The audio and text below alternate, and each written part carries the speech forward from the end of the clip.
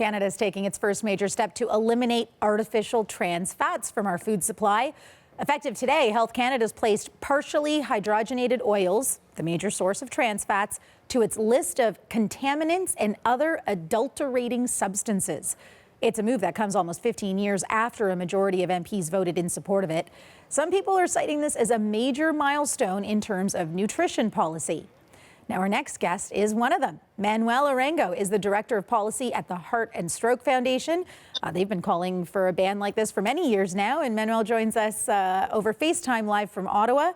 How are you feeling, sir, seeing this ban being implemented today? It's a really, really good feeling. We've been working on this issue for many, many years, and it's good that it's finally come to fruition. The World Health Organization has asked other countries across the world to take action in this area, so it's good to see Canada getting ahead of the curve. Yeah, and so we're talking about trans fats that are added to food, right, that make things, arguably delicious. So how damaging can trans fats be to your body?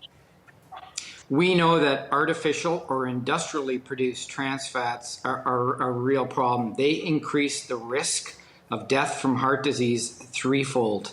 And we also know that they're 5 to 6 times more harmful than saturated fats. So for the government to be taking action, it's very timely, and it's going to help the heart health of Canadians significantly. And who does this ban apply to?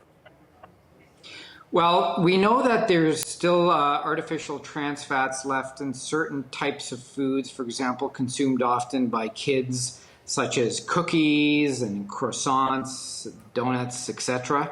So in particular, one product that will get impacted is croissants.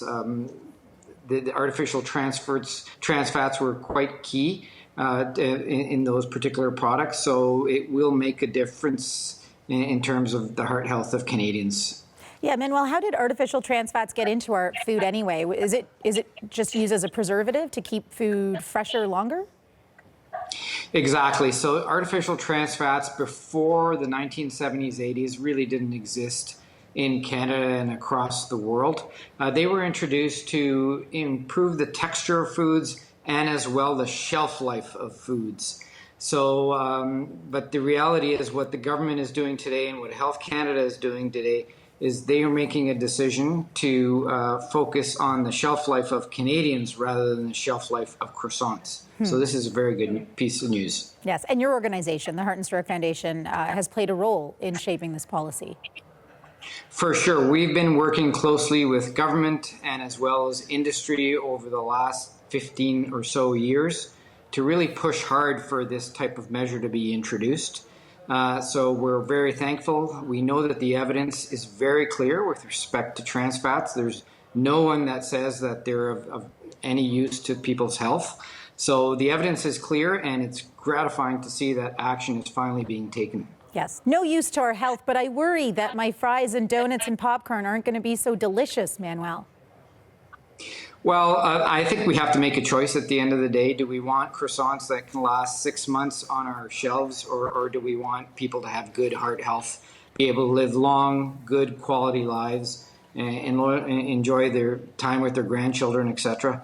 So I think this makes sense. We've got to think about the health of Canadians. Yeah, so there's a grace period. There's at least, 2 years that companies can actually implement have this ban implemented. But as you say, Canada seems to be on the forefront of this. So where do you think this can go globally?